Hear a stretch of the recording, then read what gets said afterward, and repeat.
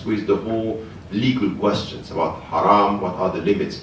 So when you are not psychologically free, intellectually open to question the question, to come with a new understanding of the problem, you end up resisting by being very obsessed with al-halal or haram. It's just the limits. So yes, you will have very, very clear and interesting answers coming from fuqaha telling you, oh, in this situation is halal, in this situation is haram. But we are not coming with proposals, we are not coming with a vision, we are coming with a very, very protective, defensive way of dealing with our text. So we end up using the Quran as a text from which we extract rules to protect ourselves, not vision to change the world, which is not the same. You're not, protecting yourself is just accepting that the world is not going to be changed, or we don't have a proposition. Thank you. So this is where not only ilm al-nusus, it's important, but fahm al-nusus, it's important, is not only the knowledge, but the understanding. And the whole thing which is important in our education here is to reform our way of reading the Quran and the prophetic tradition, to the way of reading the world, and also the way to position ourselves in the whole discussion today. And this is what it's important in our universities, what it's important in our councils of fuqaha, where they come only with rules and not sometimes even questioning the way we deal with contemporary knowledge. And this is where two things, and it's where the balanced approach is important. When we speak about Islamic applied ethics today, of course we need to be very specialized. We need to have people in medicine, in environment, in media, in all the fields, in food, in arts, in education, economy, even in very specific fields in psychology. We need people who are very specialized. We need people who are able to get the best of the knowledge of their time. But at the same time, it's important to be specialized in one field, still having a comprehensive approach of the way we deal with the world in the light of our relationship and our way of dealing with it, tawheed. So this balanced approach between comprehensive approach with specialized knowledge is something which is today problematic. We have two problems. Many of our fuqaha are not specialized in one field. They are not. They deal with fiqh in all the fields. They can answer in economy and they can answer in bioethics. And anyone who is a specialist in that field say, I'm sorry, you don't get the knowledge here. So we need people who are able to deal with the comprehensive understanding of what the Quran, all what I said, the sources, the vision, and then to be very specialized. So we might need more specialized fuqaha. But we need ulama al-waqa, meaning doctors, medical doctors, economists, or environmentalists, knowing very specialized, having very specialized knowledge in their field, but also to get a sense of what is the very essence of the message of Islam. Is a comprehensive understanding here, and very often we are talking about, shumuliyat al-Islam, Islam is a comprehensive approach. We are saying this, but this is a theory. That's not the reality. We have completely disconnected knowledge. Our disconnection is the reality of our knowledge now, where we are not able to mix between this and that. And this is where we need to reform this way of teaching by having this, once again, to come with, at the end of the day, what is the ultimate message of Islam for us in the world. It's an understanding of Islam. Are we here to adapt? Are we here to transform the world for the better? That's one thing. What is the ultimate message? If we are here to transform for the better, you can't only rely on the questions of the dominating civilizations. You need to come with your own questions, your own goals, your own ends, and your own comprehensive approach. In the light of this, you have to deal with to be updated as to the knowledge of your time and dealing with what meaning do you give to this? What are the goals you want to achieve? What are the means you are ready to use? This is where we need this understanding.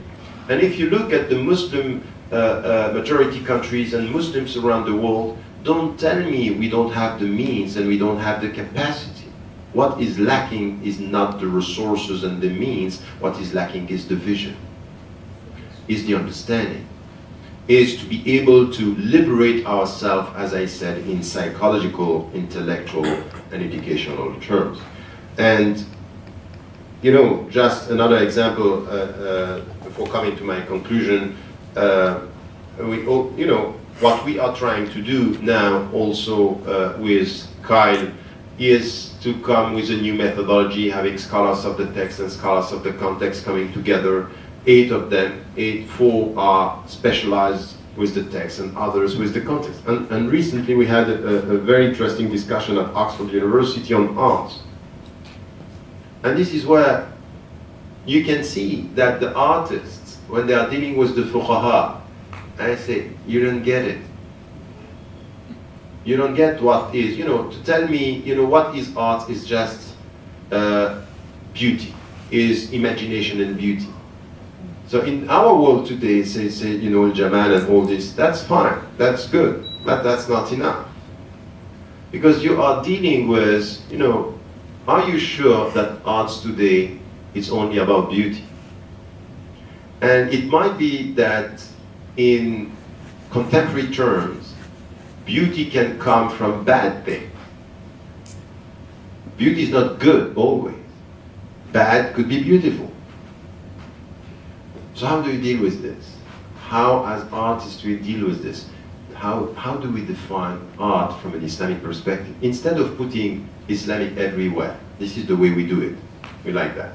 Islamic art. Don't ask about what it is. Islamic art is talk about Islam with some Arabic terms for Muslims. That's not art the way we have to deal with it. We will be lost in our world if we keep on saying this. It's deeper than that. It's very deep. So what is our comprehension, our understanding, our way of dealing with imagination, beauty, and what is the end? It's when, you know, Hanbala came to the Prophet ﷺ, he was worried about his hypocrisy. And he said, Sa'atun wa sa'a is 1 hour and 1 hour. What is this hour of resting? What does it mean? Arts and entertainment. So the way you know, for example, beauty is important, but beauty is also based on Allah. Inna Allah yuhibbu idha amala ahadukum amala an yutqina. Anyone who knows about the beauty of reciting Quran knows that the beauty of the voice is only based on the very strict way of dealing with al-huruf. Ta is ta when you read the Quran, it's not ta. You have to be mastering the very technical side of anything which has to do with beauty. So all this dimension of art, beauty, and means, and all this is where the Muslims sometimes we are not here. We are responding, trying to protect ourselves. So as art today is very often not moral or immoral or amoral, so let us have moral arts. And moral arts is limiting everything. It's not expressing something new, something that could be universal. If our message is universal, we need to have arts which is not in contradiction with Islam, but universally understood and accepted and liked, because this is min al-fitra. So we need to come to this also understanding. My conclusion here is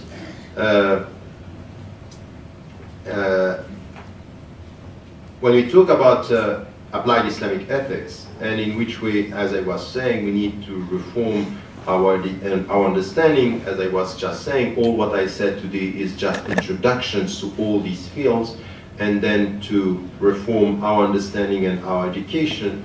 In the field of applied Islamic ethics, the way we have to deal with this is, in fact, reconciliation. What we need in our education, in our understanding, is reconciliation. And the first thing is, once again, you can see this.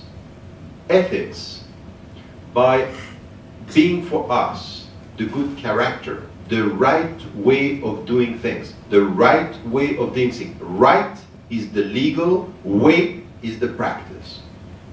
Ethics is reconciling first the dimension of what is legal and what is spiritual. Spirituality is giving meaning to your rules. Spirituality is in everything. Anyone who thinks that spirituality is only purifying the heart, no. In fact, in Islam, when it is said, كَمَا أَرْسَلْنَا فِيكُمْ رَسُولًا مِنْكُمْ يَتْلُ عَلَيْكُمْ آيَاتِنَا وَيُزَكِّيكُمْ. We sent a messenger he is reciting our verse, لِيُزَكِّيكُمْ, mean to purify. And here purification is not only the purification of the heart, is purifying everything you do. Zakat is purifying your money. Praying is purifying your heart, and fasting is, everything you do has a purifying dimension. So ethics, when you are a medical doctor and you do it the right way, you are purifying your profession. Teaching, you need purification. And purification is to act in the light of what is good. The right way of doing things in education. The right way of doing things as a medical doctor. So this understanding of applied Islamic ethics is a reconciliation between the legal and the spiritual. And the legal and the spiritual is a reconciliation between the legal and the ethical. Sheikh al-Raizuni was telling us when he saw the center that we have, he said, this is the first time I think that people are trying to come with the legal dimension, التشريع الإسلامي والأخلاق. Why? Because the akhlaq are questioning the goals, the meaning, is how do you do things. It's not tell me about the rules, tell me about the rules in the light of the good character, in the light of the good behavior, in the light of how do we deal with our knowledge in specific fields.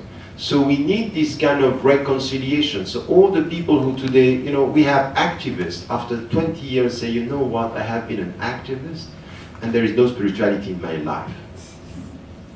And very often we are experiencing this, where is spirituality in all what I am doing? And I think that this is where we need to come with a very clear understanding of applied ethics. Yes, giving meaning to everything you do, not in legal terms, but meaning relying on the goals. What do you want to achieve? Why are you doing what you are doing? So this is where spirituality is coming back. So ethics is the way to reconcile spirituality and active, intelligent, and efficient spirituality, not only in the way we deal with our heart, but the way we deal with our mind, in the way we deal with our world, in the way we deal with our societies. So this is what spirituality is all about, is giving meaning. So I would say that Islamic applied ethics is the way to reconcile the three dimensions here, is to be intellectually efficient, it's spiritually open, and in practical terms is to be morally, ethically engaged to change the world for the better. And this means that we have to understand our religion, to educate our students and ourselves in the way where we are rooted in our tradition, open to the world, and ready in the light of these dimensions to change it for the better, inshallah. Assalamu alaikum wa rahmatullah.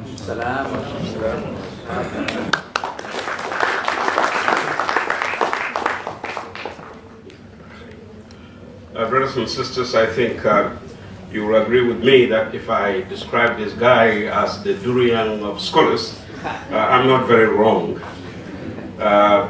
I wouldn't make an attempt to summarize anything at all. We have just under 15 minutes to make comments and ask questions for him to respond. But please, if you want an opportunity to give a lecture, we will invite you specifically for that. So keep your questions short, please.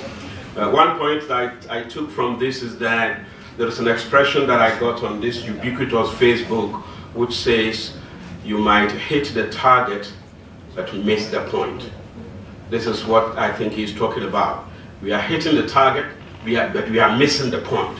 And it's important that we get the point right as well. Please, Sharifat. Yes, sir. Yeah.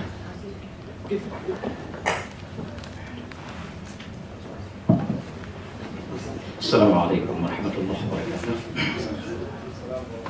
حمدا وشكرا لله. Thank you, Dr. Tariq Ramadan, with really excellent presentation. That's very, very important. And it's the essence actually of our education. And that is, on those hours you have mentioned already, mostly just stay in the text, in the books, in seminars. Now let's see in the field. This is my question. So far we have known or experienced already that many Muslim communities, almost all over the world, especially me coming from Indonesia, from Banda Aceh, you have the problem of implementation of this akhlaqul karimah. Now, what's wrong there? I don't want to see in some other countries how Islamic countries are one of the well-known research. Now, what's wrong?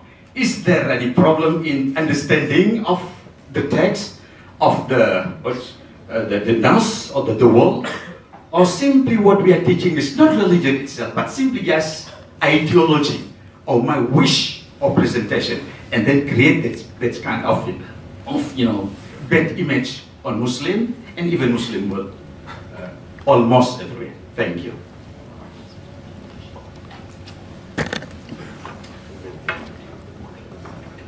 Okay. I think you're touching the main point. What's wrong with having all these theories, good understanding or better understanding, and still it's not efficient? I think that there are three main problems. Mm-hmm. Clearly, in my understanding, what I can see is our understanding of Islam is not a comprehensive and is not a deep understanding. But once again, it's not to be arrogant, and I think we have to be very humble in the way we deal with average Muslims. But why? A very simple religion ends up to be so misunderstood by the believers and sometimes by the scholars. And this is why you have to put things into the context. We are facing a multiple crises as Muslims. One of these crises is very much the relationship with the other, with what we perceive as the dominant. And this is distorting our understanding of Islam because we keep on being reactive. There is a lack of confidence among Muslims. And the lack of confidence as to who we are and what we can provide. We are not contributing, we are resisting. And there is only one side of jihad. Jihad is not resisting only. Jihad is resisting in order to reform. The second side of it is how do we reform. In this situation, in this context, we come with another problem, which is when you resist. For 20 years I have been trained by scholars that I very much respect. But I said in the book, because I myself was reaching the limit, I was just facing, 25 5 years of dealing with fiqh and all these questions, contemporary questions, and at the end you say, am I doing the good thing? Am I doing the right thing? And say, yes, as a step, but it couldn't be the final stage of the work. And then you look at what the scholars, our understanding of reform is what? We are reforming our understanding of the texts, which is root, which is a tajdeed, not in order to change the world, but in order to come with right question to the contemporary challenges. And these right questions for us are very much to try not to be in contradiction with the text. And when your obsession is to okay, this is the world the way it is, let us try not to be in contradiction with the text, is resisting to the world by being faithful to the text, which this is where there is a problem. If I'm faithful to the text, is not to resist to the world, but is to use the text to change the world. This is to be faithful to the text. The text is telling me, here you are, use the text to change the world. But if you are in this obsession of the other and feel that you don't, you feel, you lack confidence in the power, you are exactly in the situation of the Prophet ﷺ when Jibreel ﷺ came and said, read, say, I can't. So now it's as if change the world, we can. But then after Bismi Rabbik, you can. So this is where I think that there is a lack of confidence in our understanding that, yes, if you don't know how to deal, if you rely on your faith, your spirituality, and the very deep understanding, and you liberate yourself from your sense of helplessness, not being able to do this because the West is dominant, or other civilizations. So we can't rely on law to change the world. Laws are means, they are not the goals.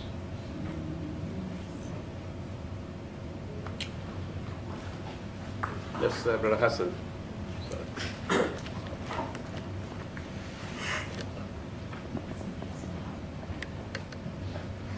Assalamu alaikum wa rahmatullahi ta'ala wa barakatuh. Thank you, Professor, for this very informative lecture and presentation. I learned a lot from it. As a humble Muslim, I have been very impressed by what I could humbly call the philosophy of reading and thought in Islam. And the Professor Taha Jabir al-Alwani of the Triple T talked about what he called qira'atan, two readings, which you have mentioned in the beginning of your wonderful presentation. Reading the scene of physical universe, qira'at al-kawn al-mashhud, and of course reading the Holy Quran. My question is, how as humble Muslims, how can we reconcile practically the two readings? This is my first question. My second question is that we talked about liberating our minds intellectually and of course liberating ourselves psychologically if we want to decolonize ourselves from the West, if we want to meet or to address the tremendous challenges by the West. Again, practically, how do, as humble Muslims, decolonize ourselves? Thank you very much. But that's not one lecture, it's a long series. It's a teaching for almost for life. So the two readings. And that's interesting, because what you want is something to say, okay, let us be practical with ordinary Muslims, average Muslims, how do we do this? First, as to the two readings in our daily life, I think that the main thing that we have to do in our daily life, when you are dealing with the good character and the good behavior, the best among you is the one who has the best character. This is reconciliation already. I think that in our daily life, just to understand this verse, الَّذِينَ آمَنُوا وَعَمِلُوا الصَّالِحَاتِ, is the starting point of the two readings. Is the way you deal, but it's a comprehensive approach. It's not only the way you deal with al-ibadat, is the way you eat, the way you drink, the way you serve the people, the way you act with the environment. All this is the true reading. This is the average. Now, if you are in a specific field, as a medical doctor, as a teacher, as anywhere, what you have to do is in your field is to ask yourself what are the higher objectives and the ultimate goals of what you are doing. What are you doing what you are doing? And if you teach, then you have to say, why do I teach? So I teach to transmit knowledge, but also an understanding, a behavior, in fact, responsibility. I want my students to be able one day to think without me. So I have to respect this. And this is why you implement this in the light of the objectives. It's in every field, you should come with what are the goals and the ends of what I'm doing. This is active spirituality.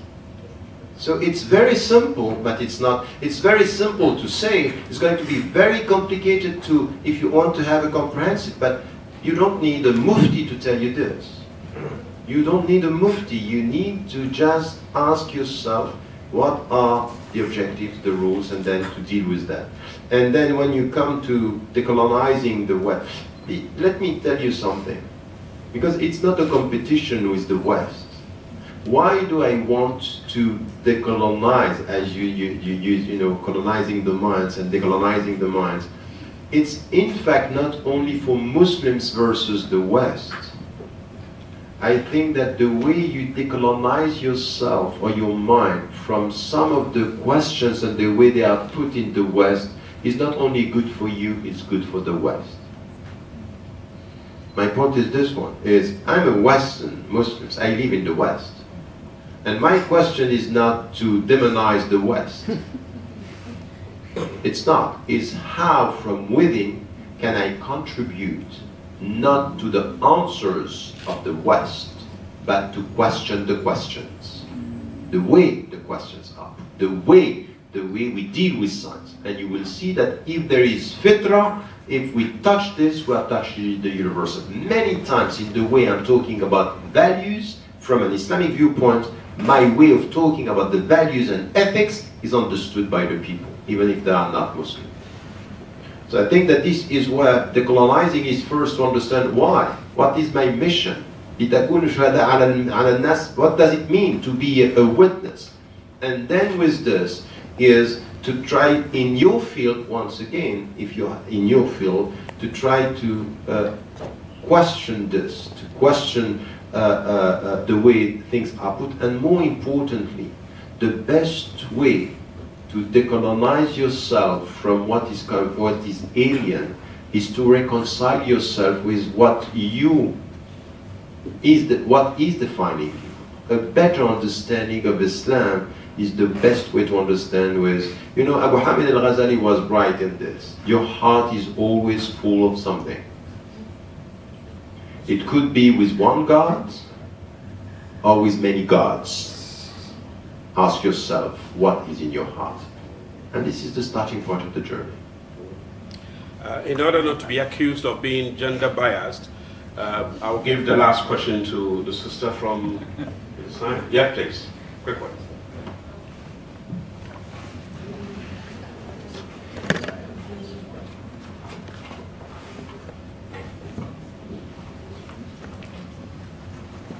A very quick one, please. Yes, assalamu alaikum. Actually, it's not a question, it's just a small feedback. I'm not academic, I'm from the public, assistant to this conference, and I thank you so much for coming to Brunei.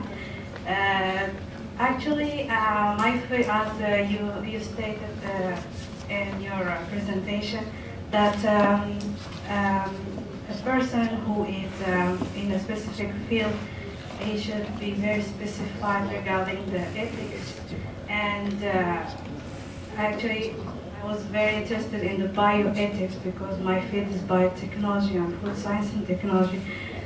And what I felt, because you were also speaking about the rational and the irrational, and that sometimes our rational stops, but we still feel in our heart, like we say in French, le cœur a ses raisons que la raison ne connaît pas.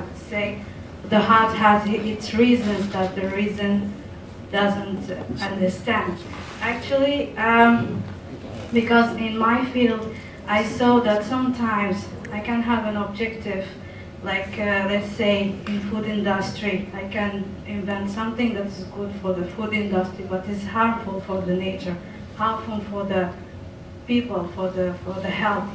The same, I can do something good in doing energy, but is really destroying all the nature around us. So there is also objective, like beyond the objective, the let's say universal objective or universal objective that it will be really good now, but bad. Like we saw the petrol was good for a time, but now we see that how it is harmful. Now in biotechnology, we study how to take out all this harm from the nature because of what happened. And so there's always something